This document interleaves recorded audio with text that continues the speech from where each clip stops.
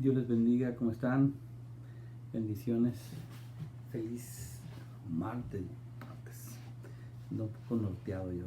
Dios les bendiga. Espero que se hayan tenido un buen y bendecido día. Gracias a Dios por todos los que están ahí siguiendo con lo de los versículos. De verdad que es una bendición, ¿no? Porque de repente era algo que no se acostumbraba y ver tanta escritura en las redes sociales, aún para la gente que no lee la Biblia, ni modo, le toca leer muchos versículos al día. Si los tienen de amigos, o aunque sea uno diario, pero con uno diario Dios toca las vidas y uno nunca sabe por lo que está pasando a la persona y de repente ve un versículo y le toca su vida, toca su corazón. Si es como Dios funciona, es la palabra de Dios, dice la palabra que es viva y eficaz, y en verdad sí lo es. Bueno, damos gracias a Dios por la palabra, por lo que estamos leyendo. Estamos viendo Corintios, ¿no? De cómo Pablo le está hablando a la iglesia de Corintios, una iglesia muy inmadura, que apenas va creciendo, pero que de repente se han desarrollado correctamente, sino que están muy divididas. Vimos que hay divisiones, mucha división, mucho orgullo, mucha altivez, mucha cosa que no bendice. Y Pablo pues le está dando su buena exhortada como su padre espiritual que es para ellos. Vamos a ver que sigue Pablo diciendo en Corintios a esa iglesia, pero sigue siendo lo tremendo de todo esto es que hay gente que puede atreverse a decir, no, entonces no es una iglesia, entonces ellos no son salvos, entonces no son creyentes. Pero Pablo dice que sí. Pablo llama del pueblo de Dios, o sea que sí les llama hermanos. Y vemos que aún con todos sus defectos, aún con todas sus cosas, siguen siendo. Simplemente han decidido mal. Antes no estaba este instructivo, no estaba. Pablo no había escrito todo esto. Pablo se lo está escribiendo a ellos y viene siendo y también a las iglesias que siguen a Éfeso. Vemos que nosotros tenemos esa bendición y aún así fallamos y mucho. Imagínate ellos que no tenían este instructivo tan hermoso. Ellos de repente se movían por lo que simplemente llegó Pablo a hablar un tiempecito ahí, que muy seguro no es suficiente, porque sí debe haber un seguimiento. Pues habla mucho de un discipulado. Un discipulado es alguien que es como en el ejército, que se instruye, se le dice cómo, así, no. Tiene que llevar un seguimiento. Para muchos no existía. Pablo iba llegando. Vimos que se mencionan 3-4 personas: Pablo, Cefas, Apolos. Muy poquitas personas para todo un gran grupo de personas que eran convertidas, no aceptaban a Dios. Era bien difícil llevar el evangelio, pero ya vemos que Dios iba multiplicando y iba sacando más maestros, más líderes, y eso fue con el tiempo. Pero por lo pronto, pues gracias a eso, gracias al mal comportamiento, Pablo tuvo que escribir esta carta y las demás, instruyéndonos, y nos tocó a nosotros. Gracias a Dios nos toca a nosotros esta misma palabra, ¿no? Ahora, para que nosotros como creyentes, como cristianos, tengamos bases, principios por donde, cómo actuar, cómo vivir. Todo tiene un propósito, todo tiene un plan divino de parte de Dios. Más que hay que saberlo, hacerlo y vivirlo. Y vamos a seguir leyendo. Ok, vamos a orar. Padre, te damos gracias, Señor, por otro día más de vida que tú nos das, Señor. Otra oportunidad más para mostrar tu poderío, mostrar tu grandeza, mostrar tu amor, mostrar tu misericordia y gracia, Señor, a los demás, Señor, y que podamos aplicar esta palabra que vamos a aprender, Señor, y podamos madurar más rápido, Padre. Podamos madurar, podamos ser más útil para el reino, Señor.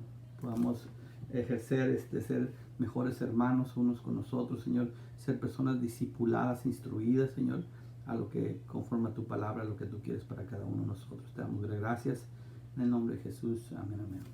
Vamos a ver el capítulo 4.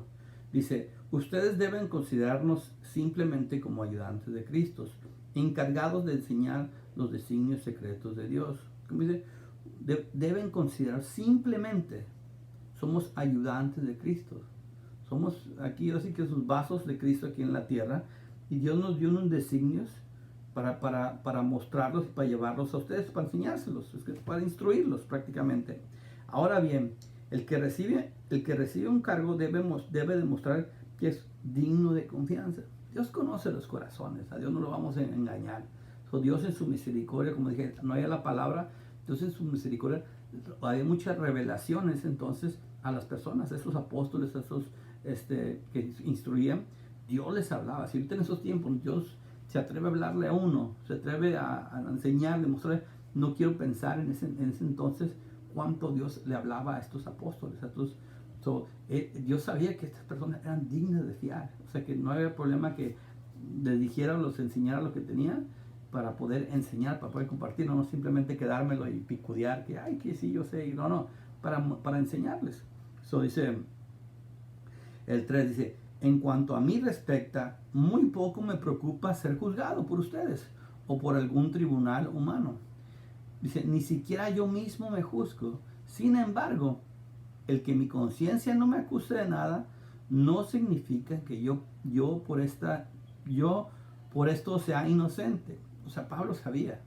Dice, aunque yo mi conciencia no vivo con esa culpabilidad, cargándola, pensando, yo sé que no soy inocente. Yo sé que Dios es el que me juzga. Dice, por lo tanto, pues el que me juzga es el Señor. Por lo tanto, no juzguen ustedes nada antes de tiempo. Esperen a que el Señor venga y saque a la luz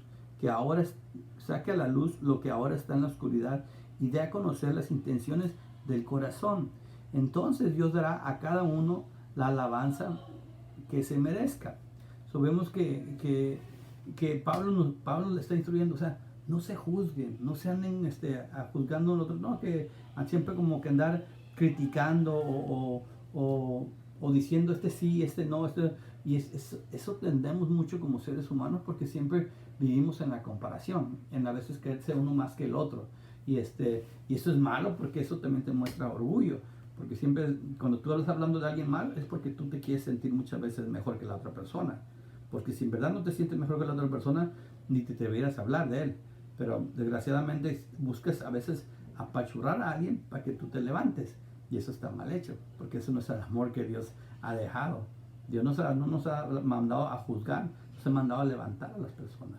Cuando estamos pasando momentos así de que pueda venir esa situación, hoy precisamente yo hablaba con alguien, con un amigo muy querido, y salió una plática de alguien, y en verdad hubo de repente queriendo salir esa juzgar, y mejor le paramos y dijimos, ¿sabes qué? A nosotros no nos toca ese lugar. Nosotros no estamos sentados en esa silla de juez para juzgar a los demás y ver el corazón de los demás, porque solamente Dios sabe el corazón. Solamente Dios conoce las intenciones del corazón. Porque tú puedes ver unas cosas que para ti parecen malas, pero esa persona con su relación con Dios no le parece mal. Incluso de repente Dios le pudo haber dicho, dale por ahí. Y a ti te parece mal, pero mira, pero ¿por qué? Y habla tanta basura uno, que si no tienes cuidado, te caes en el juego del fariseo, ¿no? En el fariseo de que anda juzgando, criticando, y a veces uno está peor que ellos. Uno está peor que ellos. Imagínate que incluso dice que no te fijes en la paja que tiene tu hermano en el ojo cuando tú tienes una viga. O sea, que tú tienes un barrote, un palo, un tronco en tu ojo y te andas fijando en la ramita o en la astilla que tiene tu hermano. Por eso hay que tener mucho cuidado, porque tiende uno a eso, tiende uno. O sea, tú, como cristianos, como seguidores de Dios, eso es algo que no se puede ver, que no se debe de alimentar, que debe de repente uno como más maduro en Cristo, una persona que ya lleva más tiempo, parar eso, detener eso. Si ves que un grupito de hermanos que son pequeños, que apenas vienen ahí y los ves en el wiri, porque en la iglesia también pasa, en la iglesia también hay sus grupitos que los que se juntan acá y que los que se juntan allá, y aquí vimos Apolos, las divisiones, ¿no? De Apolos, de Pablo. Se puede tender a eso. Es responsabilidad de las personas que son más maduras, que llevan más tiempo, en traer al pueblo en unidad, Eso de grupitos no es de Dios. Debemos de tener mucho cuidado con eso. Dice el 6, hermanos, les hablo de estas cosas por su propio bien y poniendo como ejemplo a Apolo y a mí mismo. Le digo para que por nuestro ejemplo aprendan ustedes a no ir más allá de lo que está escrito y para que nadie se hinche de orgullo, favoreciendo uno en prejuicio de otro. Pues ¿quién, dice una pregunta, pues quién te da privilegios sobre los demás y qué tienes que Dios no te haya dado? Y si Él te lo ha dado, ¿por qué presumes como si lo hubieras conseguido por ti mismo? Ese versículo me gusta mucho. Para todo aquel que se le quiere subir orgullo, uno mismo, cuando de repente te quieres sentir, o puedes decir, wow, qué tremendo, hey, ¿por qué te enorgullece? Dice, si todo lo que tienes se te ha dado, y que, o sea, Dios, todo ha sido un regalo. Dice, ¿por qué presumes como que si lo que hubieras conseguido fue por ti mismo? No es por ti mismo, es porque Dios te lo ha dado, es porque Dios ha querido, es un favor de parte de Dios, es un regalo de parte de Dios. Todo don, todo lo que tú puedas hacer, si tú cantas bien, si tú predicas bien, si tú limpias bien, si tú, lo que sea que hagas, es un regalo de parte de Dios. O sea, no te puedes enorgullecer algo que no te pertenece. Yo por eso siempre lo digo, a mí a veces comparto de las cosas que Dios nos ha dado el privilegio de usarnos, ¿no? Como para bendecir a alguien o algo que, y digo, yo nunca voy a poder presumir de algo que no es mío. O sea, es una tontería. Yo lo digo como testimonio para que la gente crea, porque de repente uno habla de lo que la otra gente hizo y la gente te critica. Sí, pues qué bien. Habla de todo, a ver, ¿por qué no habla de lo que él dijo, lo que él hizo? Y luego uno habla de que lo que uno hizo, dice, qué presumido, si la mano derecha no tiene que saber lo que es la izquierda, y así se la lleva la gente, ¿no? Pero en el caso de yo en mi conciencia, yo a sabiendas, que si yo hablo de algo que nosotros hicimos o dimos o X, no fuimos nosotros, pero es dado por Dios. O sea, yo no puedo presumir algo que Dios me ha dado. Si Dios, el trabajo, la vida, la salud, el sueldo, todo, Dios me lo ha dado, Dios me lo ha provisto. Y entonces dice la Biblia en un versículo, no me acuerdo cuándo, ahí no lo puede googlear, que dice, de lo dado de la mano de Dios nosotros damos. O sea que no es nada tuyo, no es nada, no te puedes creer de nada. O sea, será una tontería que tú te creas de algo que estás, mira cómo doy, mira cómo. Incluso hay iglesias que colectan el diezmo. Yo sé que es algo bien controversial el diezmo en la iglesia, pues que se trata de dinero, y el dinero, eso sí, hay que tener como con pincitas, pero en la iglesia hay gente que dice, voy a dar mi diezmo, y así con orgullo, es que yo doy mis diezmos cada semana. Tus diezmos, los diezmos son de Dios, todo es de Dios, no es que. Por eso, yo en la iglesia no practico el diezmo, porque para mí el diezmo se puede usar, lo hemos platicado mi pastor y yo, dice, se puede usar como un principio, porque la gente dice, es que hermano, yo quiero dar, pero ¿cómo doy? ¿Qué doy? ¿O cómo doy? ¿O qué? Y mi hermano, puede empezar por el diezmo. El diezmo no es ley, porque el diezmo se aplicaba en la ley, no es ley, pero dice, en la iglesia primitiva, ya estuvimos viendo en Hechos, que la iglesia primitiva no daba el diezmo. No, tengo malas noticias para muchos. Ellos daban todo. Dice que vendían sus propiedades, vendían todo lo que tenían y lo traían a los pies de los apóstoles y lo daban. Y era todo repartido ecuánime para que ninguno tuviera necesidad. No, ahorita se le pide eso, se me muere la gente. O sea, que cállate, que de por sí la iglesia está vacía y les decimos que. Pero esa es la actitud del corazón. Yo siempre digo, cuando Dios murió en la cruz del Calvario, Jesús murió en la cruz del Calvario, Él no dijo, yo voy a derramar el 15% de mi sangre, voy a morir el 20% nomás. Y no, cuando Jesús murió en la cruz, dice que derramó toda su sangre, hasta la última gota. Él entregó toda su vida. Y yo como decirle a Dios, te voy a dar mi diezmito, diciendo como que yo estoy poniéndole medida a lo que Dios ha hecho en mi vida.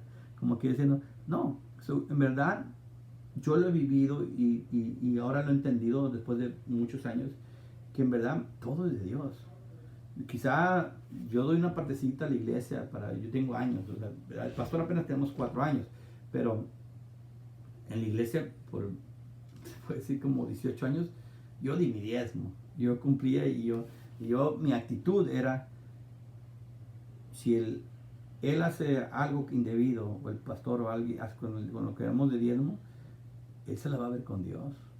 Yo me di como Poncio Pilato, yo me lavo las manos, y ahí está mi diezmo, yo cumplo con Dios, mi diezmo no es para el hombre, mi diezmo es para Dios.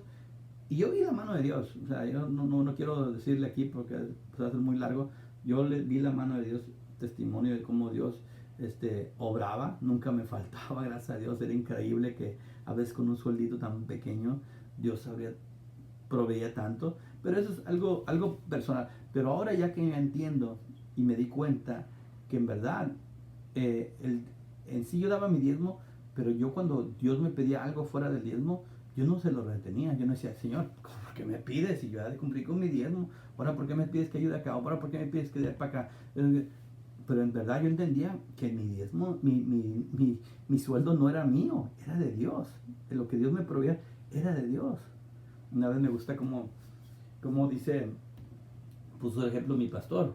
Dice, es como cuando vamos en la plaza y mi hijo me pide, me das unas papitas, papá quiero unas papitas. Y luego, bueno, por fin accede y le compra unas papitas. Y luego ya siguen caminando y el papá le dice, a ver, dame una papita. Y dice el niño, no, estas son mías, no te voy a dar mis papitas. Si yo te las acabo de comprar. Yo tengo dinero hasta para comprarte un camión de papas, si yo quisiera comprarte un camión de papas. Sin embargo, tú no me das un poquito, una papita de tu bolsita. Y así somos muchas veces con Dios. Yo no sé por qué me salí del tema, pero por ahí vamos. Habla de por qué a veces somos tan agarrados con Dios. A veces le medimos a Dios, le ponemos así como un estate aquí, hasta aquí yo ya no voy a dar más, yo ya no voy a... Y eso es algo bien tremendo porque es tu corazón. Dios en verdad no quiere tu dinero, tiene todo el dinero del mundo, pero Dios quiere tu corazón. Y muchas veces nuestro corazón lo tiene agarrado el dinero. El dinero está amarrado al corazón. Debemos de tener mucho cuidado en eso. La Biblia dice, hay un versículo que dice que el principio de todos los males es el amor al dinero. No es el dinero, es el amor al dinero. Y es por eso vemos que muchas iglesias, gente no va por esa cuestión. Pero eso es una actitud del corazón. Yo sí le digo a la gente, yo a la gente no les pido el diezmo, yo pongo un ofrendero allá, la gente da lo que ellos sienten en su corazón. La Biblia sí dice que como dispusiste para dar, no por presión, que nadie te obligue, que nadie te manipule. A mí me gusta poner allá atrásito y el que quiera ayudar, ayudamos.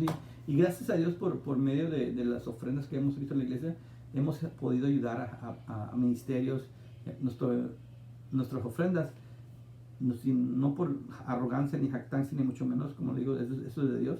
Se han ido, esa iglesita chiquita, vida nueva, hemos ofrendado África, Japón, ¿qué otro país? Bueno, Costa Rica también, África, Japón, como que me recuerdo que hay otro país. Pero hemos ido allá. Mis tíos les entregué un recibo una vez de Japón, porque Japón compramos un vehículo junto con otras ofrendas de Costa Rica para una persona en África y todo el recibo de Japón y todo. Pero se siente bonito cuando tú, lo que Dios te da, lo que Dios te confía, los puedas usar para el reino. Y eso es lo que se puede hacer cuando Dios ve un corazón dispuesto, cuando ve un corazón, una iglesia que sea generosa. O sea, aquí vamos a ver iglesias así, vamos a ver iglesias, cuando estemos leyendo la palabra, vamos a ver por iglesias que eran generosas, que dice la palabra, que daban mucho más allá de sus fuerzas. Mandaban ofrendas, no está hablando de sus fuerzas de trabajo, no. Aparte, mandaban sus ofrendas mucho más de sus fuerzas, mucho más de lo que ellos tenían, ellos daban. Pero es algo bien tremendo y poco a poco lo vamos a estar viendo ahí. Ya dice, niño, ¿dónde me quedé? Dice, al parecer, el 8 dice, al parecer ustedes ya son ricos y tienen todo, fíjate la palabra, esa me gusta, al parecer, ustedes ya son ricos y tienen todo lo que pueden desear y se sienten como reyes que nada necesitan de nosotros. Ojalá fueran reyes de verdad para que nosotros tuviéramos parte en su reino. Pues me parece que a nosotros los apóstoles Dios nos ha puesto en último lugar como si fuéramos condenados a muerte. Hemos llegado a... Y me gusta esto porque ellos se creían mucho, eran muy orgullosos, muy soberbios. Y Pablo viene diciendo así, dice, ¿sabes qué? Si ustedes nos admiran a nosotros, nos admiran, o sea, ven, ay, que Apolo, que Pablo, y nos admiran, dice Pablo, fíjate cómo vivimos nosotros. Si en verdad ustedes se creen, fíjate cómo vivimos nosotros. Dice, pues me parece que nosotros los apóstoles, Dios nos ha puesto en último lugar, como si fuéramos condenados a muerte. Hemos llegado a ser un espectáculo para el mundo, para los ángeles y para los hombres. Nosotros por causa de Cristo pasamos por tontos, mientras que ustedes, gracias a Cristo, pasan por inteligentes. Yo creo que estaba siendo como sarcástico. Nosotros somos débiles, mientras que ustedes son fuertes. A nosotros se nos desprecia y a ustedes se les respeta. Hasta hoy mismo no hemos dejado de sufrir hambre, sed y falta de ropa. La gente nos maltrata, no tenemos hogar propio y nos cansamos trabajando con nuestras propias manos. A las maldiciones respondemos con bendiciones. Somos perseguidos y los soportamos. Nos injurian y contestamos con bondad. Nos tratan como a basura del mundo, como a desprecio de la humanidad, y así hasta el día de hoy. Qué tremendo, ¿no? Pablo dice, así vivimos nosotros, así es como estamos, así como vivimos nosotros, pero veamos, o sea, si en verdad ustedes se creen, se sienten, o sea, así es como vivimos. Si en verdad ustedes piensan vivir una vida sirviendo a Dios como nosotros, pero siguiendo nuestro ejemplo, es lo que estamos haciendo nosotros, lo que nosotros estamos pasando. Dice el 14, no les escribo esto para avergonzarlos, sino para darles un consejo como a mis propios hijos, era su padre espiritual, pues los amo. Pues aunque ustedes como cristianos tengan 10,000 instructores, padres no tienen muchos. Padre de ustedes soy yo, dice Pablo, pues les anuncio el evangelio por el cual quedaron incorporados a Cristo Jesús. Así pues, les ruego que sigan mi ejemplo. Pablo dice, sigan mi ejemplo. Por esto les envié a Timoteo. Yo muchas veces les digo, no tenemos que seguir al hombre. El hombre, no, porque fue a fallar. Pablo atrevido y sabiendo, dice, Jesús no va a bajar a la tierra para seguir su ejemplo de Jesús. Nosotros como sus hijos de Dios debemos de ser el buen testimonio, nos guste o no, y sabemos que nos vamos a equivocar. Y también como sabemos de equivocar, también vamos a saber pedir perdón. Y eso es un ejemplo. Es un ejemplo. Me encanta cuando la gente se equivoca y tiene humildad para pedir perdón, porque eso te demuestra. Porque hay gente que como pastores, tremendos hombres de Dios, porque los miras y están en la televisión, ¿no? Pero no enseñan cuando se equivocan. Y luego los tienen que descubrir. No, que hizo esto, que hizo lo otro. Digo, ay padre, porque es mejor decir, aceptar, me equivoqué, perdóneme y vamos para arriba. O sea, pero es triste cuando la gente no quiere mostrar su debilidad, tiene miedo de mostrar su debilidad, y eso es feo, eso es triste, porque Dios nos dijo, o sea, somos imperfectos todos somos imperfectos. So, Pablo les enseña aquí, les dice, sigan mi ejemplo. Nosotros tenemos una responsabilidad como creyentes, como hijos de Dios, y más cuando ya llevas un tramo avanzado, ya en cierta manera ya puedes ser como maduro, tienes una responsabilidad tan grande. Y es que yo me he encontrado gente que me ha dicho, créame que me duele, que me ha dicho que conocía a fulanito, manganito, cómo estaban entregados a Dios, cómo buscaban a Dios. Dice, ¿qué crees? El otro día me lo encontré en una cantina. O sea, ya la persona se había salido de los caminos y del verdadero camino. Y gente niños espirituales, gente que ahí entraban y salían y venían. Y ahora a este líder, a esta persona que era un ejemplo, que era alguien que fuerte en las cosas de Dios, tuvo un resbalón fuerte, y son mal testimonio para estas personas. Pero necesito, o sea, yo le puedo decir con el corazón en la mano que yo, desde que yo llegué a Estados Unidos, yo como unos 3 meses que todavía tomaba, que todavía hablaba como verdulero, y de ahí para acá, en 3 meses, yo creo que aquí en Houston fue mi peor borrachera, mi peor borrachera, porque tomé algo de una bebida que yo nunca había tomado, me quedé ginebra o algo así, y fue mi peor borrachera. pero de ahí ya me enfoqué con Dios, me agarré de Dios, y ya desde aquí para allá nunca me he salido de los caminos de Dios, no por bueno, siempre les digo no por bueno, sino por la gracia y la misericordia de Dios que nos sostiene, que nos guarda. Pero créame, pensamientos malos, montón, actitudes malas, montón, o sea, todo está lleno, pero he tratado de mantenernos en las cosas de Dios. Y en verdad, o sea, no es que digamos, si tú quieres vivir una vida cristiana, una vida siguiendo a Dios, no es difícil, no es difícil, es imposible. Es imposible con tus fuerzas. Con tus fuerzas es imposible. Ocupas del Espíritu Santo, ocupas de Dios que te ayude, porque en tus fuerzas imposible, no lo vas a poder lograr. Hay gente que ha tratado sin mantener una relación con Dios, nomás por viviendo por las reglas, nomás por viviendo por dice la palabra, pero no tienen esa relación con Dios. No pueden. Y que yo voy a la iglesia, es que la iglesia no te va a salvar, que te va a salvar es Dios.